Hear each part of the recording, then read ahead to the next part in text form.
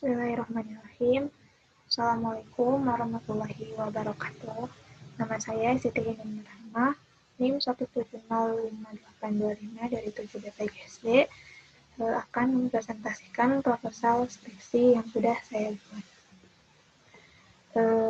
Judul proposal ini adalah analisis kesalahan penulisan ejaan pada teks tulisan peserta didik sekolah dasar di kelas tinggi. Studi kasus terhadap peserta didik kelas 5 SD Negeri Rangdu di Kabupaten Subang tahun ajaran 2020-2021. Dalam latar belakang, itu dijelaskan yang pertama adalah mengenai pengertian pendidikan, di mana sesuai dengan Undang-Undang Sistem Pendidikan Nasional Nomor 20 Tahun 2003 Bab 1 Pasal 1 Ayat 1 yang berbunyi, pendidikan adalah usaha sadar dan terencana untuk mewujudkan suasana belajar dan proses pembelajaran agar peserta didik secara aktif mengembangkan potensi dirinya, masyarakat, bangsa, dan negara. Nah, selanjutnya dijelaskan pula mengenai pendidikan di Indonesia yang mana direalisasikan dalam bentuk pendidikan formal, pendidikan non formal, dan pendidikan informal. Nah, pendidikan formal itu merupakan jalur pendidikan yang terstruktur dan berjenjang yang terdiri dari pendidikan dasar, pendidikan menengah, dan pendidikan tinggi. Lalu dijelaskan mengenai struktur kurikulum pendidikan dasar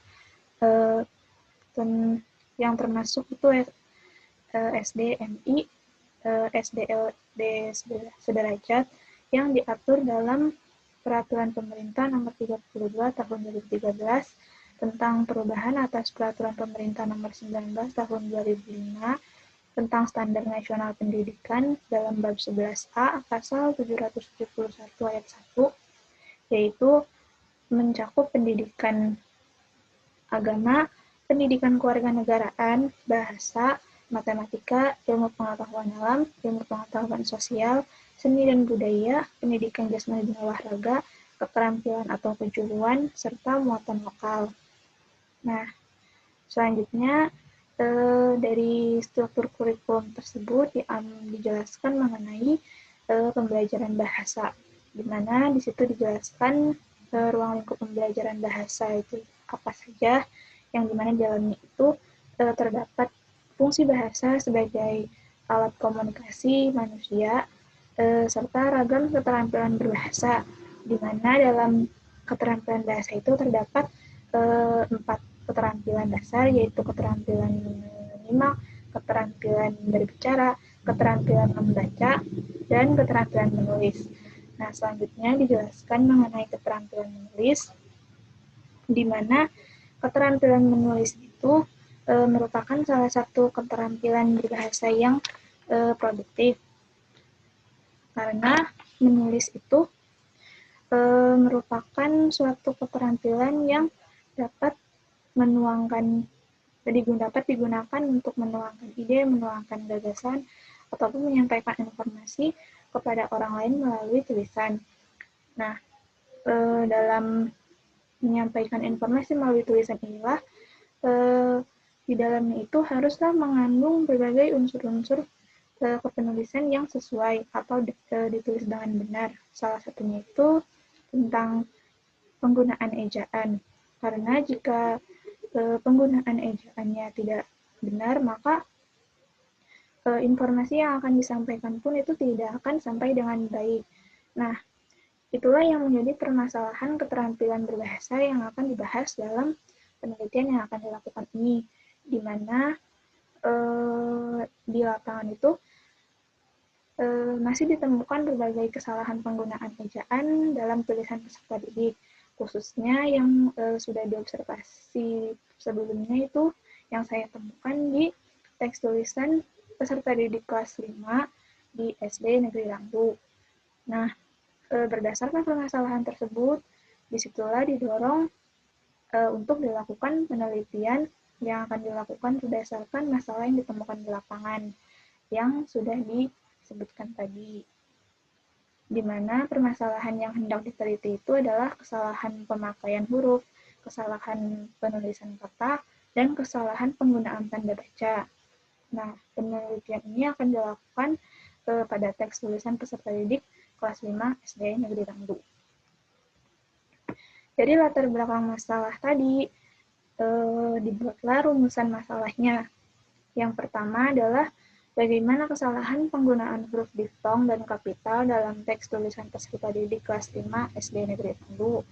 Yang kedua adalah bagaimana kesalahan penulisan kata dalam teks tulisan peserta didik kelas 5 SD Negeri Rangdu. Yang ketiga, bagaimana kesalahan penggunaan tanda baca dalam teks tulisan peserta didik kelas 5 SD Negeri Rangdu. Dan yang keempat, apa yang menjadi faktor penyebab terjadinya kesalahan penggunaan ejaan pada teks tulisan peserta didik kelas 5 SD Negeri Rangdu.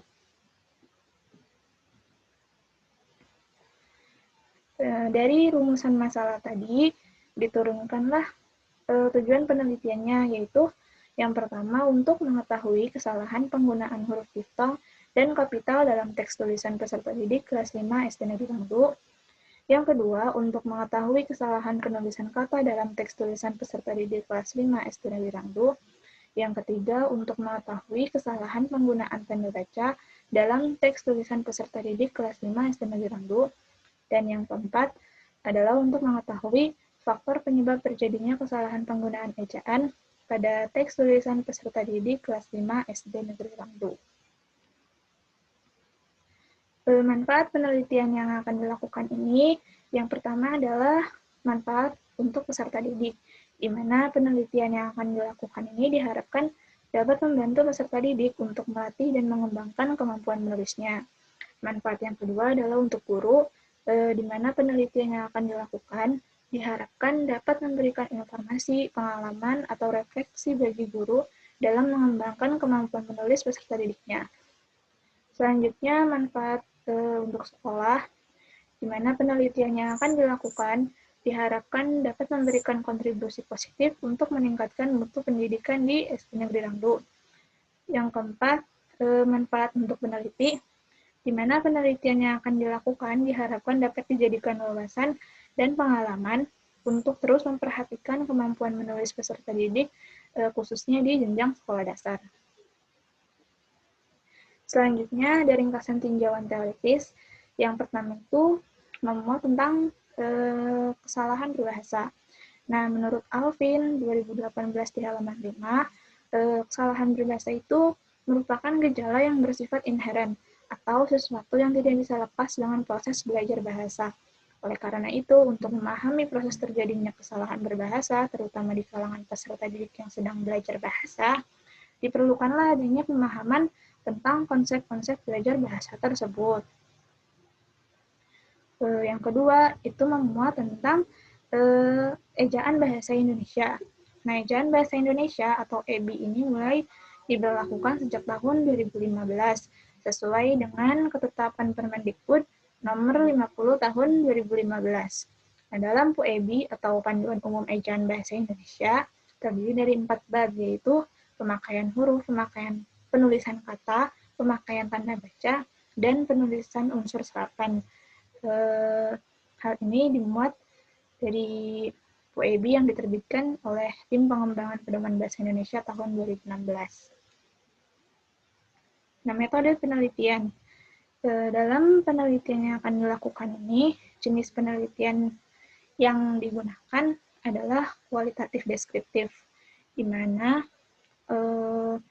bentuk penelitian ini merupakan akan menghasilkan data deskriptif berupa kata-kata tertulis atau penulisan dari orang-orang dan perilaku yang dapat diamati. Penelitian ini dipilih karena yang akan diteliti itu berupa data dari teks tulisan peserta didik, dan itu lebih tepat dijelaskan menggunakan kata-kata. Nah, untuk metodenya sendiri itu menggunakan metode studi kasus atau case study, di mana penelitian ini dilakukan secara intensif, terinci, serta mendalam mengenai suatu program, peristiwa, dan aktivitas, baik pada tingkat perorangan, sekelompok orang, lembaga, atau organisasi, guna memperoleh pengetahuan mendalam tentang peristiwa tersebut. Desain penelitiannya itu diawali dengan observasi awal, lalu menentukan latar belakang masalah, selanjutnya membuat rumusan masalah, lantas dilaksanakannya penelitian, kemudian pengumpulan data, yang selanjutnya dianalisis, dan untuk diambil kesimpulannya.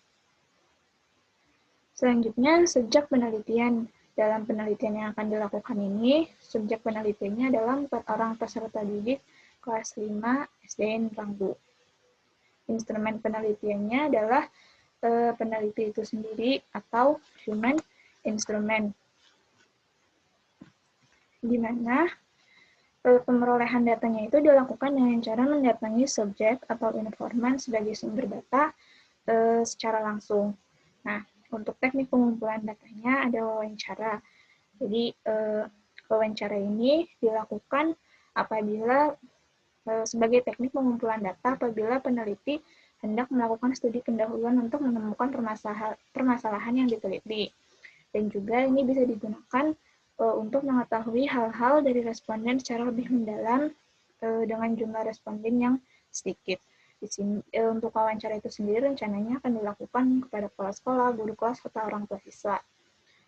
Selanjutnya, metode observasi, di mana untuk mengumpulkan data dilakukan untuk mengetahui penggunaan bahasa tulis siswa sehingga peneliti bisa mengetahui kemungkinan munculnya kesalahan berbahasa yang sudah disebutkan sebelumnya.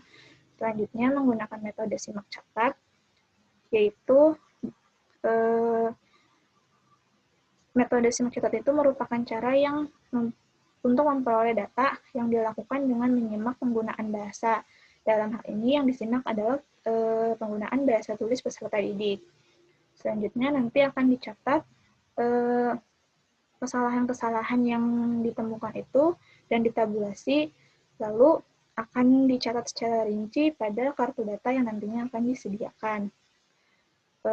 Selanjutnya dokumentasi itu berupa hasil pekerjaan siswa ataupun catatan guru sebagai penunjang data yang sudah dikumpulkan sebelumnya. Untuk teknik analisis data, itu menggunakan teknik analisis data Miles dan Huberman, di mana itu digunakan untuk menganalisis data hasil wawancara dan observasi, di mana nanti melalui 3 tahap, yaitu reduksi data, penyajian data, serta penarikan kesimpulan dan verifikasi. Selanjutnya ada teknik baca markah atau melalui metode Agih.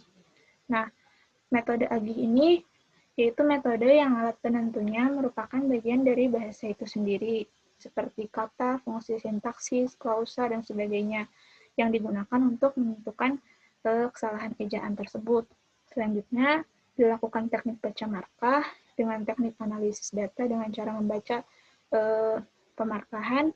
Jadi nanti itu akan dianalisis satu persatu secara keseluruhan, dan dia analisis kesalahan yang ditemukannya lalu ditabulasikan.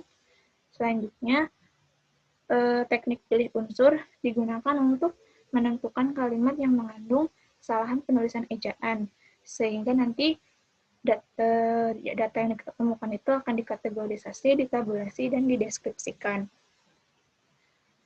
Sekian presentasi dari saya. Kurang dan lebihnya mohon maaf. Assalamualaikum warahmatullahi wabarakatuh.